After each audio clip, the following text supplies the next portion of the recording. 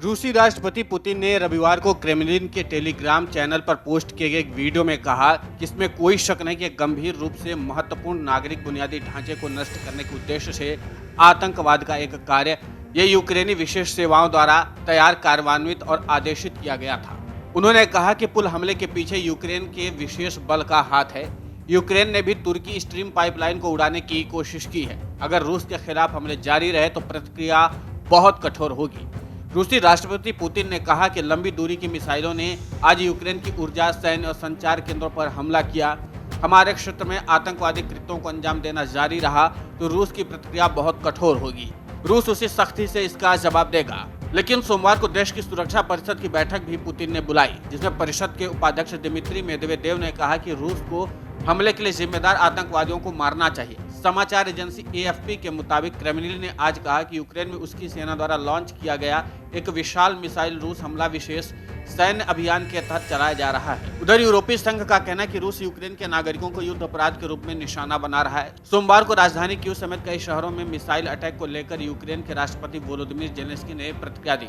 उन्होंने गुस्से में आकर कहा कि यूक्रेन के शहरों में विस्फोटों से कई लोग मारे गए हैं और भारी संख्या में लोग घायल हुए हैं। उन्होंने रूस पर अपने देश को पृथ्वी के नक्शे से मिटाने की कोशिश करने का आरोप लगाया। जेलेंस्की ने कहा वे हमें नष्ट करने और हमें धरती से मिटाने की कोशिश कर रहे हैं, हमारे लोगों को नष्ट कर दे रहे हैं। आरोप लगाया कि हमारे शहर जापोरिजिया में जब लोग अपने घरों में सो रहे थे उन्हें मिसाइल अटैक करके मार डाला। निप्रो और क्यू में भी ऐसा ही किया गया है। जेलेंस्की ने कहा हवाई हमलों के सायरन पूरे यूक्रेन में कम नहीं हो रहे हैं, मिसाइलें लगातार गिराई जा रही, दुर्भाग्य से लोग मर रहे हैं और भारी संख्या में लोग घायल पड़े हुए। यूक्रेन पर रूस ने कई मिसाइलें दागी हैं। इस बीच अमेरिका ने यूक्रेन में रह रहे अपने नागरिकों के लिए चेतावनी जारी की है। इसमें अमेरिकियों से जल्द यूक्रेन छोड़ने के लिए कहा गया है। क्यू में अमेरिकी दूतावास ने वहां रहने वाले अपने नागरिकों को ईमेल जारी किया है। इसमें कहा गया कि वो सभी सुरक्षित ठिकानों पर चले जाएं और सुरक्षित मौका देख करके यूक्रेन छोड़ दें।